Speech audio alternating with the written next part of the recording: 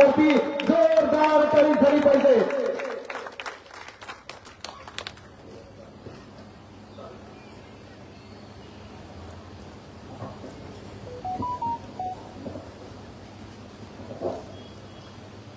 नमस्कार मित्रहो,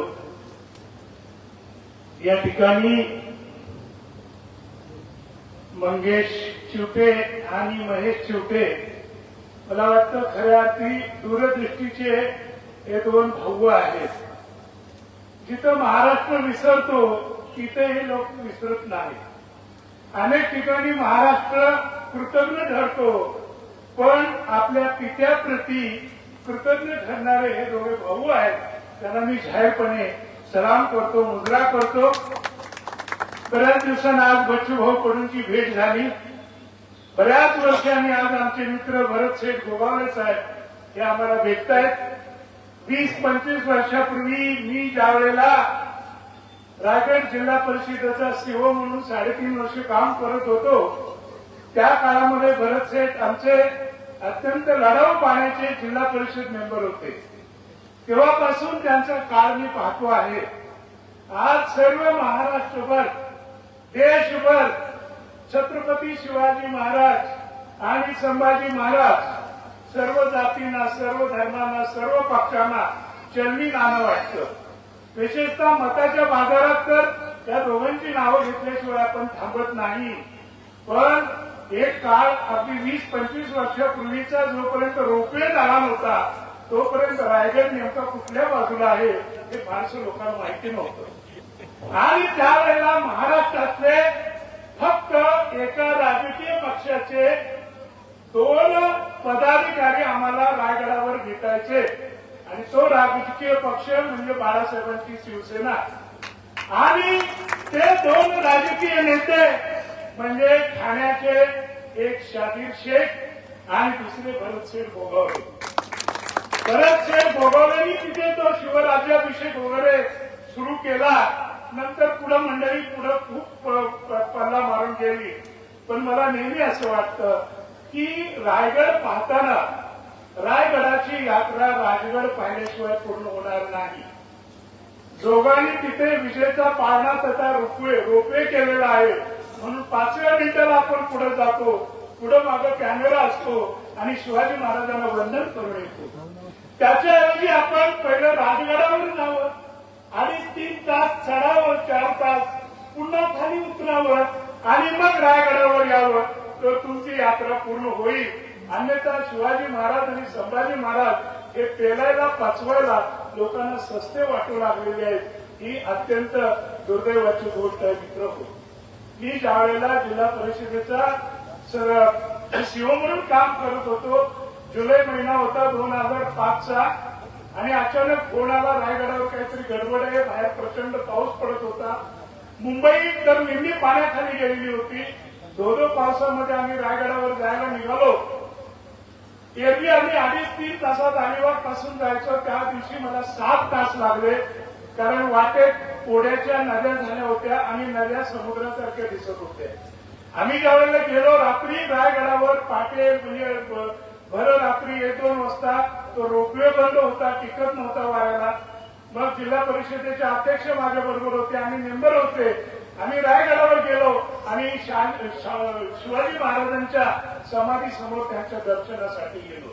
प्रचंड असा लखलखाट होता, गुव्हादार पाऊस पडत होता आणि त्या पावसामध्ये ही अशी लखलखती समाधी आम्हाला दिसत होती.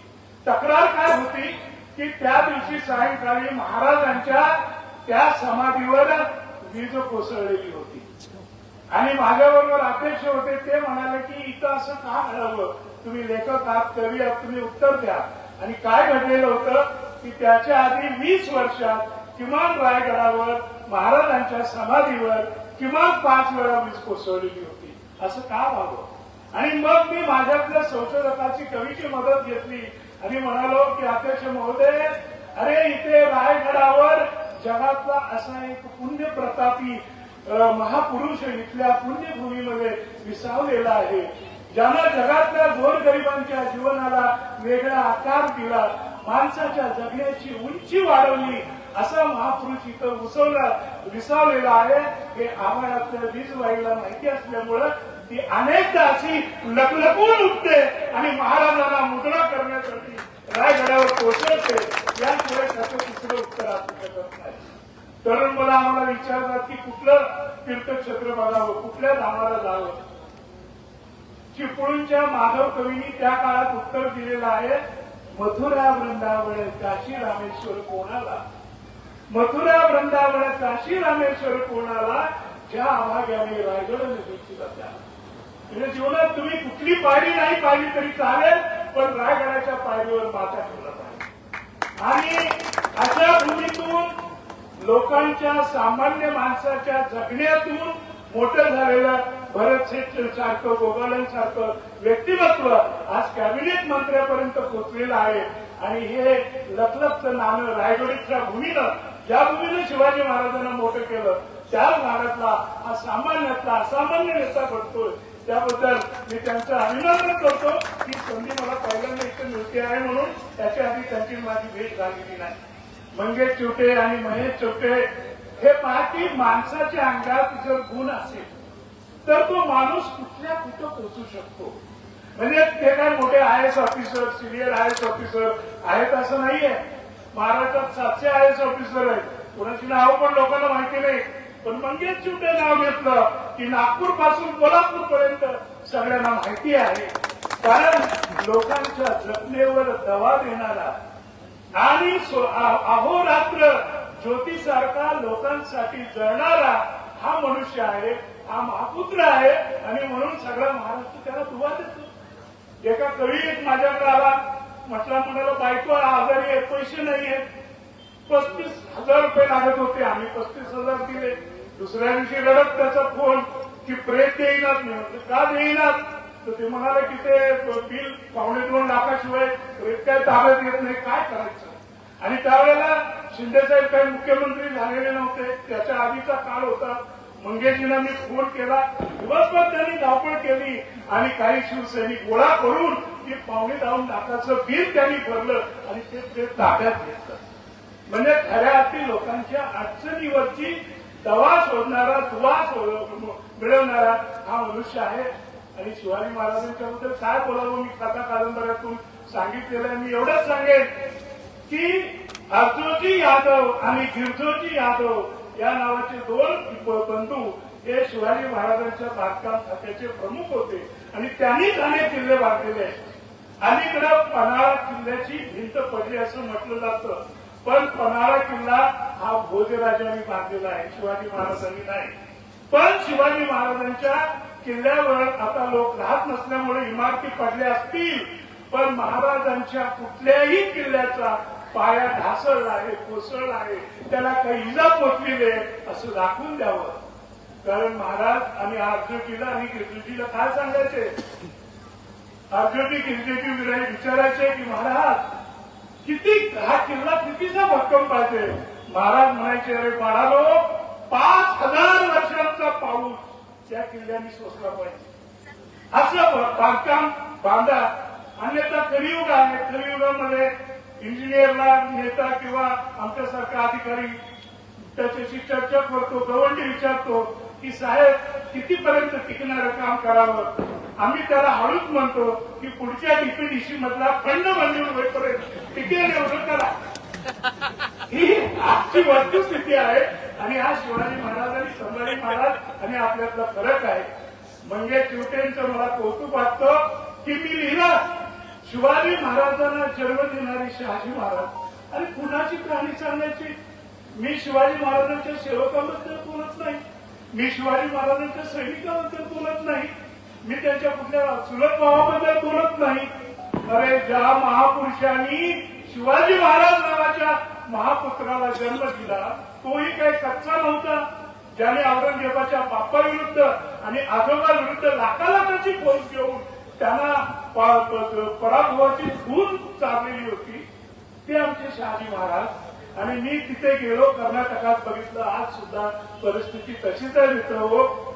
शिवाजी महाराजांच्या वडिलांच्या समाधीवर साधं पत्र्याचं कवर नाही, साधा पत्र्याचा आडोसा नाही ती गेली 350-400 वर्ष उन्हामध्ये करपते आहे. तुम्हा आम्हाला लाज वाटली पाहिजे एका गोष्टीची की शहाजी महाराज म्हणजे कोण होते. अरे जय जिजाऊ आणि जय शिवराय आपण असं म्हणतो. ती जिजाऊ माऊली आयुष्यभर कुंकवाचा करंटा पाहताना आपल्या कपाळावर ज्या महापुरुषाच्या नावाचं कुंकू लावत होती त्याची अशी अवस्था आहे. आणि हे मी लिहिल्यावर कळलंय ना मंगेश चिवट्यांना. त्यांनी शिंदे साहेबांकडे आग्रह धरला आणि 4 वर्षापूर्वी 10 लाख घेऊन आम्ही तिथे गेलो. विधान काम तरी सुरू करा. आमचा तो प्रयत्न सुरू आहे. आणि आजची ही सभा झाल्यानंतर आम्ही ट्रेनमध्ये बसणार आहोत आणि आम्ही तिकडे होटिगिरीला चाललेलो आहे. त्या समाधीच्या बाबतीत काय करता येईल असं मला एक सांगायचं होतं की महाराष्ट्राला ज्याने घडवणारे शिवाजी महाराजांच्या बाबतीत आपण उत्तम आहोत. माफ करा, 1-2 मोठ्या नेत्यांनी मला सांगितलं की विश्वासराव तुम्ही खूप कळकळीनं बोलता. होटिगिरीची समाधी झाली पाहिजे. आपण कशी होणार. आमच्या कुणाच्या मतदारसंघात ती नाहीये. म्हणजे मतदारसंघ आणि मताचा विचार न करता आपण आपल्या थोर पुरुषांच्या कर्तव्याचा विचार करायला पाहिजे. आणि त्या दृष्टिकोनातून मंगेशनी शिवाजी महाराजांच्या वडिलांबद्दल सुद्धा विचार केलेला आहे. अनेकांशी बोलून त्यांनी विचार केलेले आहेत, भांडलेले आहेत. तिथले जे लोक त्यांनाही काही लोकांना कर्करोग झाला त्यांनाही आणि या ठिकाणावरून मदत पुरवलेली आहे. तर मला सांगायला आनंद या गोष्टीसाठी होतो की शासनामध्ये एवढ्या छोट्या पदावर काम करून एवढी महान कामगिरी करणारा हा महापुत्र या भूमीमध्ये निर्माण व्हावा आणि आमच्या आप्पांनी या पुत्राला जन्म द्यावा. आणि आप्पांचं ऋण विसरण्यासाठी त्यांनी 85व्या त्यांच्या वाढदिवसाचा घाट घातलेला आहे. 100 वर्ष आप्पा जगतील आणि 100 वर्षाला ते झाले असताना त्यांना कळेल की महेशची आपल्या मंगेशची आणि महेशची उंची किती वाढलेली आहे. आणि या कार्यक्रमासाठी हा घरचा कार्यक्रम समजून कांद्यापासून बांध्यापर्यंत तुम्ही सर्वजण हजर राहिला आणि सर्व लोकांच्या दुःखाला धावून जाणाऱ्या मंगेश चिवटेंच्या कुटुंबाच्या आनंदामध्ये तुम्ही सहभागी झाला त्याबद्दल मी तुमचं अभिनंदन करतो आणि आप्पांचं पुन्हा एकदा अभिनंदन करतो. आणि 100व्या कार्यक्रमामध्ये तुम्ही न बोलवलं तरी आम्ही येऊ अशी शब्द देऊन आपली रजा घेतो. जय जय महाराज.